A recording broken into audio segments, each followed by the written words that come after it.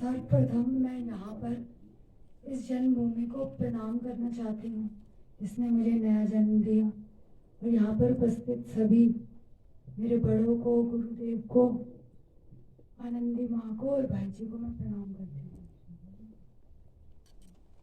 सबसे मेरा नाम शालिनी वत्स है, मैं गुरुग्राम से आई हूँ। ANDS की मेरी जर्नी, मेरा मोबाइल नंबर है 9310103000। मेरा नंबर है 9310103000। मेरी ANDS की जो जर्नी है वो यहाँ नवंबर 10 तारीख को मैं यहाँ आई थी माता जी के पास, और मैं 13 दिन माता जी के पास रह कर गई। उससे पहले मेरे हस्बैंड ने सुरेश भाई जी से ANDS के बारे में पढ़ा, उनकी वीडियो देखी, उसके बारे में जाना और मुझे बताया। और घर पर ही 2 महीने पहले मुझे सारी विधि बताकर एनीमा कैसे करना है, लंघन परम औषधम के बारे में बताया।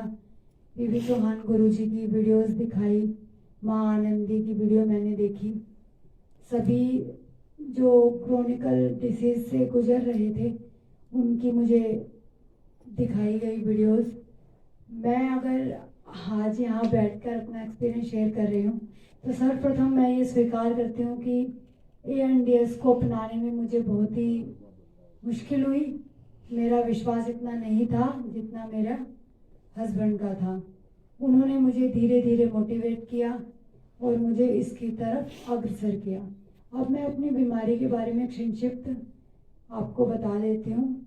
मुझे आज से 4 साल पहले मुझे ब्रेस्ट कैंसर हुआ, जिसके दौरान हमने एलोपैथिक डॉक्टर को दिखाया, जिसमें मेरा सिरिंज टेस्ट और नीडल टेस्ट के अलावा एक और टेस्ट होता है, पिस्टल टेस्ट, जो टेस्ट के लिए जाता है। उसके दौरान मुझे पता चला, उन्होंने मुझे 2nd स्टेज का बताया और मुझे 16 साइकिल कीमो की दी, ब्रेस्ट रिमूव किया और मुझे कीमोथेरेपी भी दी। यह सब पूरा ट्रीटमेंट होने में 1.25 साल लग गए, जिसके दौरान मैं आपको बताऊं कि 1.5 साल मेरा ऐसे गुजरा है कि मैं अपने आप में नहीं थी, क्योंकि दवाइयाँ जो कीमो जो असर करती है माइंड पर, वह एक इस तरीके की प्रक्रिया है जिसमें मैं अपने होश में नहीं रहती थी। सारे दिन मैं दवाई के उसमें रहती थी और उन दवाइयों से परेशान होकर और भी दवाइयाँ मुझे दी जाती थी। मुझे 1.5 साल बाद मुझे लगा कि मैं पूर्णतः स्वस्थ हो गई हूँ और मेरी जिंदगी दोबारा से शुरू हो गई है, लेकिन ऐसा नहीं था। 7 अगस्त को मुझे दोबारा से एक छोटी सी गांठ वहीं पर जहाँ मेरा ऑपरेशन हुआ था वहीं महसूस हुई, और इस 1.5 साल के अंतराल में मेरा पैट स्कैन, मेरा ब्लड टेस्ट, मेरा फुल बॉडी चेकअप सब कुछ हुआ और डॉक्टर की निगरानी में हुआ। और पूरी रिपोर्ट को दिखाने के लिए हर 6 मंथ बाद हम डॉक्टर से सलाह के लिए जाते थे। तब भी मुझे जब दोबारा गांठ आई तो हम दोबारा गए, उन्होंने कहा हम दोबारा निकाल देंगे और आपको 8 साइकिल दोबारा से कीमो के लेने पड़ेंगे। मैं पहले से ही ये कीमो और रेडिएशन झेल चुकी थी और ऑपरेशन झेल चुकी थी। मेरा मनोबल बिल्कुल टूट गया था। मेरे अंदर 1% भी उसे लेने की ना तो चाहत थी और ना ही इच्छा। मुझे उसकी जगह मृत्यु का जो रास्ता है वो सबसे आसान लगने लगा। मैं अपने मन ही मन में कई तरह के भाव लेकर बैठ गई, हर तरह के भाव। मेरी 3 बेटियां हैं, मेरे पति हैं मेरे साथ, उनकी तरफ भी मैंने देखना बंद कर दिया और मैं कहूँ तो मेरी जिज्ञासा जिंदगी के प्रति बिल्कुल खत्म हो गई और मैं बिल्कुल नीरस हो गई और मुझे लगता था कि बस अब शायद मेरा समय है। ऐसा मुझे इसलिए भी लगा क्योंकि मेरे साथ जिसका ट्रीटमेंट हुआ था वह नहीं रही। उनकी उम्र 54 ईयर थी। उनका ट्रीटमेंट भी मेरे साथ चला और मैं उनसे कई बार मैंने उनसे बात की थी, लेकिन जब मुझे उनके बारे में पता चला तो मैं बिल्कुल टूट गई। मुझे अपने लिए भी वही दृश्य नज़र आने लगा जो उनके साथ हुआ। अब मैं बताती हूँ, जब मैं मान आनंदी के पास आई और सुरेश भाई जी के पास आई तो मेरा थोड़ा मनोबल बढ़ा। उसके आने से पहले मैंने अपने अपने पति देव से कह दिया कि मैं अब कोई कीमो नहीं लूँगी। अगर मुझे कीमो दिलाई तो मैं कहीं भी चली जाऊँगी और मैं किसी को नहीं बताऊँगी। ये मेरा निश्चय मन में हो चुका था। लेकिन उन्होंने जब सुरेश भाई जी से बात की, मैंने सुरेश भाई जी का भी एक्सपीरियंस देखा वीडियो में, तो इस दौरान मुझे हिम्मत मिली। मुझे कई साधकों की वीडियो देखने को मिली जिससे मेरा मनोबल बढ़ा और मैंने एक निश्चय किया कि मैं एलोपैथिक को आज के बाद मुड़कर नहीं देखूंगी। मैं माँ के पास आई। जब मैं माँ के पास आई तो उसके 1.5 महीने पहले से ही मैं ये एनडीएस में उतर चुकी थी।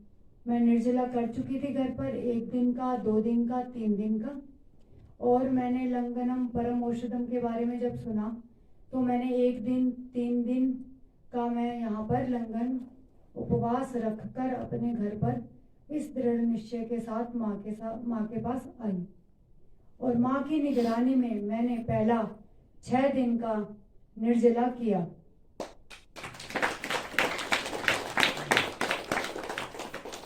और यहाँ से माँ और भाई जी के सहयोग से मैंने सीखा कि मुझे किस तरीके से अपनी दिनचर्या को निभाना है।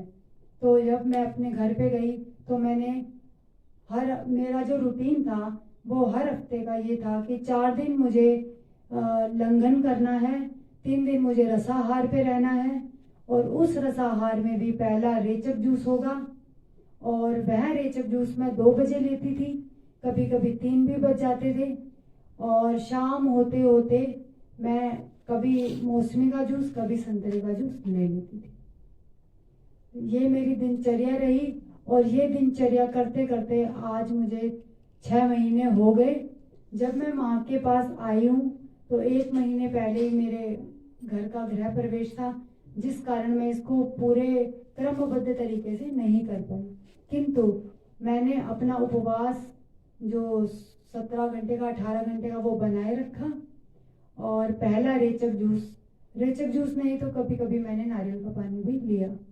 और अभी मैं माँ के पास दोबारा आई हूँ और मुझे यहाँ पर बहुत अच्छा लग रहा है और मैं सभी साधकों से हाथ जोड़ के ये प्रार्थना करना चाहती हूँ कि जो भी ये ANDS को जान रहे हैं वो सीधी सीधी परमात्मा की उन पर कृपा है और गुरुदेवों की और हमारे सामने बैठे इन दिव्य आत्माओं की कृपा है। हम भी आत्माएं, हम भी उन्हीं का अंश है जो हम जान रहे हैं गुरुदेव से, लेकिन हम पर कृपा धीरे धीरे हो रही है। इसे बनाए रखें, अपना संघर्ष जो भी है उसे कामयाब करें, यहाँ पर आकर उसे पूर्णतः समर्पण की भावना से बनाए रखें, तभी हम सबका कल्याण हो सकेगा।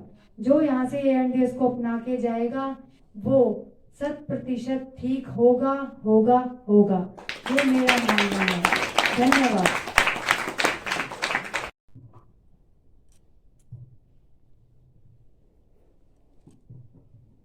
मैं इस सब के दौरान जो सबसे महत्वपूर्ण बात है मैं आपको बताना भूल गई, क्योंकि इतने सबके सामने बोलने में थोड़ा सा झिझक होती है। मैं माँ आनंदी की कृपा से ही ये जान पाई कि दूध और दूध से बनी चीज़ें हमारे लिए कितनी नुकसान वाली हैं। क्योंकि आज मेरे परिवार में, पहले मैंने भी बहुत दूध पिया है और मेरे पूरे परिवार ने दूध पिया है और ये आज भी बना हुआ था जिसे पिछले 7 महीने से हमने बिल्कुल पूर्णतः बंद कर दिया है। आज मेरे छोटे बच्चे हैं जो माँ के द्वारा मैंने जाना कि नारियल का दूध या फिर काजू का दूध, इसके द्वारा भी बच्चों की जो ज़रूरतें हैं वो पूरी की जा सकती हैं। आज मेरे बच्चे सबसे पहले इसी से बना हुआ शेक पी के जाते हैं और आते हैं तो बहुत ही खुश रहते हैं। और मुझे और मेरे पति को हमेशा ये कहते हैं कि मम्मी आपसे पहले आपने ये हमें क्यों नहीं बताया। मैं माँ आनंदी को धन्यवाद करना चाहती हूँ कि माँ ने सिर्फ दूध और दूध से बनी चीज़ें ही नहीं, या मुझे ये भी बताया कि जो एक मधुमक्खी होती है वो अपना पूरे जीवन का पूरा संघर्ष करके जो शहद बनाती है, जो अपने बच्चों के लालन पालन के लिए होता है, और उसे मनुष्य किस तरीके से स्वयं के लिए ले लेता है। और सिर्फ मधुमक्खी ही नहीं, एक मुर्गी, एक बकरी, हम क्या कर रहे हैं, हम मानव होकर क्या कर रहे हैं, यह जानने को मुझे माँ से मिला। हमने शिक्षा तो बहुत ली है, सब कुछ जाना है, बहुत पढ़ाई की है, मैंने भी ग्रेजुएशन की है। ग्रेजुएशन के बाद 5 साल मैंने कंप्यूटर एप्लीकेशन की, जॉब की, लेकिन आज तक मुझे ये सच्चा ज्ञान नहीं मिला जो माँ के द्वारा मुझे पता चला। तो आज मैं सबके सामने आपसे हाथ जोड़ के निवेदन करना चाहूँगी, आप पता नहीं ANDS को किस तरीके से अपनाएंगे, कितने साधक कितना प्रतिशत अपनाएंगे, लेकिन दूध और दूध से बनी चीज़ें, और जिस तरह मधु है और मुर्गियों के जो अंडे हैं, हम कितनी निर्दयता पूर्वक उनके शरीर पर जो बलपूर्वक जो निर्दयता करते हैं उसे समाप्त करने में एक जन सहयोग दें, जिसके द्वारा इस भारत भूमि पर, इस पवित्र भूमि पर एक जन सैलाब आए, एक जन जन तक इसको हम पहुंचा सके। ANDS तो हम फॉलो करेंगे ही, वो हम मजबूरी में भी करेंगे क्योंकि हमें स्वस्थ होना है, और मानव स्वार्थी है। मनुष्य जो है वो हमेशा स्वार्थ की नींव पर है, मैं ऐसा देख रही हूँ और ऐसा जान भी रही हूँ। हमने जो आज तक विज्ञान पढ़ा, मानव विज्ञान पढ़ा, हमने हमेशा निर्दयता ही की है अन्य पशुओं पर, अन्य जीवों पर। हमें तोता अच्छा लगा, मैना अच्छी लगी, उसे पकड़ के पिंजरे में बंद कर लिया। एक गाय का दूध हमें पीना था तो गाय को हमने पकड़ लिया। हमें मधु चाहिए था तो हमने मधुमक्खी को पालना शुरू कर दिया। हमने क्या नहीं किया, हमें बकरी का दूध चाहिए था तो हमने बकरी को पाल लिया, ऊंट को पाल लिया, भैंस को पाल लिया। जबकि हमें, जैसे कि गुरुदेव कहते हैं कि मनुष्य को खेती करने की आवश्यकता भी नहीं है, वो भी हम निर्दयता दिखाते हैं पशुओं पर। जिसे बैल जोतता है, जिसे गाय अपने गोबर से उर्वरा शक्ति प्रदान करती है, और उस भूमि में कितने सारे केचुए होते हैं जो उसी बैल के पैरों के नीचे आके मर जाते हैं सिर्फ मानव के कारण। अगर ये कहा जाए कि मानव जीवन बहुत ही बहुमूल्य है और मानव जीवन ही हमारी मुक्ति का कारण है, लेकिन मुक्ति का कारण जब है जब हम इन सब चीजों को जान ले और दूसरे पर निर्दयता करना छोड़ दे। पहले हमें ये सीखना होगा, पहले हमें मानव बनना, मनुष्य बनना सीखना होगा, तभी हम यह सब कर पाएंगे। और जो हमारा तप सेवा सुमिरन का जो मार्ग है उसे आगे और आगे हमें बढ़ाना है, हम सबको मिलकर बढ़ाना है। इस ANDS की ट्रेन पर जर्नी शुरू हो चुकी है, आइए हम सब बैठ जाते हैं और अपना एक यात्रा को प्रारंभ करते हैं। मेरा सबसे यही आह्वान है आरोग्य रहने का, कि सभी इस ट्रेन में बैठ जाएं। धन्यवाद।